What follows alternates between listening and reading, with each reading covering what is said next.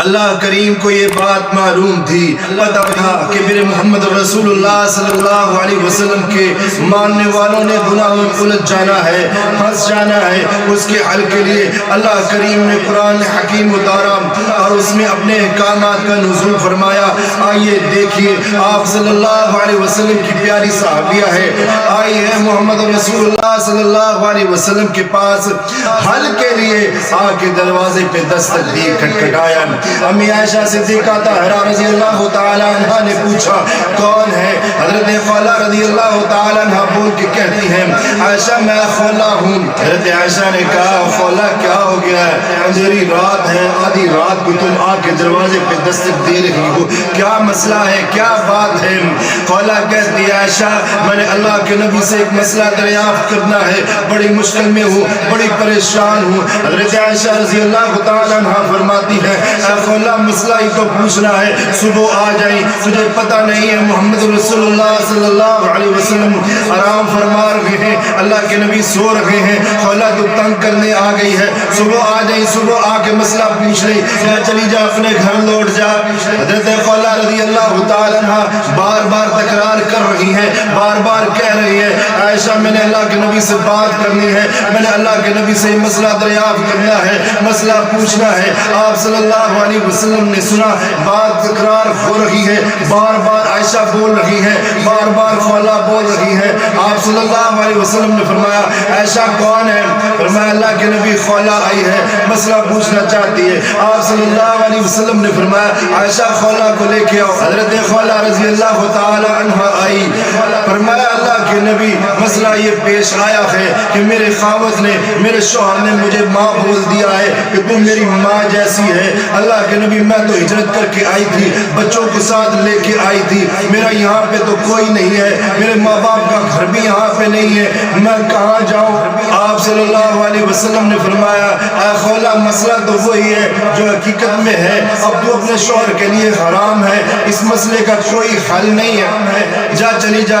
حضرت خولہ رضی اللہ تعالی عنہ بار بار تکرار کر رہی ہیں، آنکھیں نم ہو گئی ہیں، آنکھوں میں بھی آنسو آ گئے ہیں، کہتے اللہ کے نبی کوئی تو مسئلے کا حل نکالیے، اللہ کے نبی کوئی تو بتائیے، کوئی مسئلے کا حل کر دیجیے۔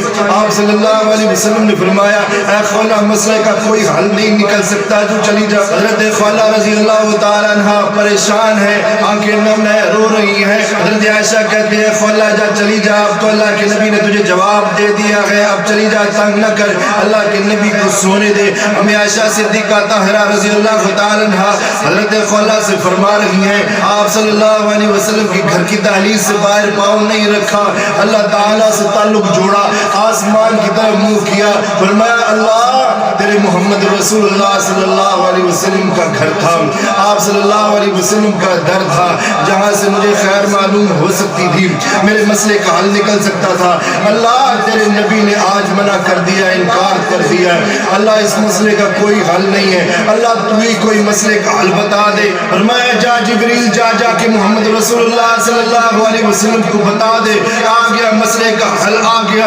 اتنی جلدی اللہ کریم نے حضرت خولہ رضی اللہ تعالی عنہ کی پکار کو سنا کہ حضرت خولہ رضی اللہ تعالی عنہ محمد رسول اللہ صلی اللہ علیہ وسلم کی گھر کی دہلیز کو پار نہیں کیا۔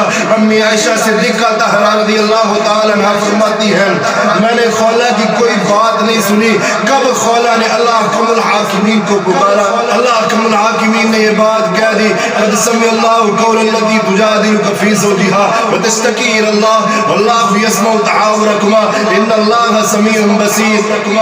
اللہ تعالیٰ نے بات فرمائی، ہم نے عرش معلیٰ پہ اس عورت کی باتیں سن لی جو آپ سے بار بار تکرار کر رہی تھی، جو آپ سے، اور اللہ حکم الحاکمین نے اسی آیت میں تینوں زمانوں کو اکٹھا فرما دیا کہ آج بات بھی اسی نے سنی ہے اور سنتا بھی وہی تھا اور آئندہ سنے گا بھی وہی۔ آگے چل کے اللہ کریم نے یہ بھی بات فرما دی تم سننے کی بات کرتے ہو، اِنَّ اللَّهَ سَمِيعٌ بَصِيرٌ، میں اللہ حکم الحاکمین کی وہ ذات ہے جو سنتی بھی ہے اور دیکھتی بھی ہے۔ اس نے کہہ دیا کہ یہ پیٹ کے پجاری ہیں جو یہ بات کہتے ہیں کہ اللہ نہیں سنتا، بیچ میں وسیلوں واسطوں کو ڈالنا بیچ میں وسیلوں یہ گناہ کبیرہ ہے دوسرا گناہ جو ہے کبیرہ ہے دوسرا یہ گناہ کبیرہ ہے کہ اللہ احکم الحاکمین کی ذات کو نعوذ باللہ اتنا کم سمجھنا کہ اللہ بات کو نہیں سنتا۔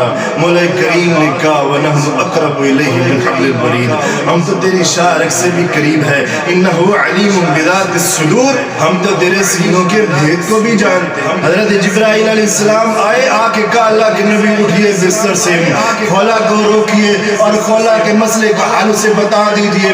آپ صلی اللہ علیہ وسلم نے فرمایا خولا ٹھہر جا، اللہ احکم الحاکمین کی طرف سے مسئلے کا حل آ گیا ہے۔ فرمایا خولا جا جا کے اپنے شوہر کو کہہ جو یہ گناہ کبیرہ کیا ہے اس کا ازالہ یہ ہے وہ مہینے کے پہ در پہ روزے رکھے۔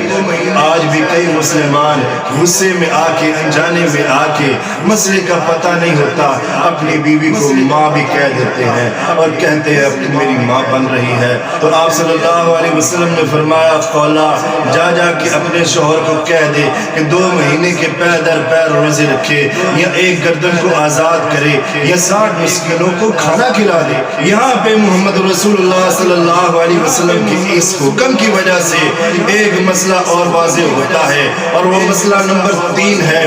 مسئلہ یہ ہے کہ آپ صلی اللہ علیہ وسلم نے یہ بات بتا دی اور سمجھا دی ہے کہ جرم جو کرے گا سزا اسی کو ملے گی کہ اس کے خاوند نے جرم کیا ہے سزا اسی کو ملے گی نہ کہ خدا کو ملے گی۔ آج یہی بات ہے کہ ایک شخص اپنی بیوی کو 3 طلاقیں اکٹھی دے دیتا ہے پھر اس کا حلالہ کرانے کے لیے چل پڑتا ہے، سرکاری سانڈوں کے پاس جاتا ہے کہ اس کا حلالہ ہو جائے۔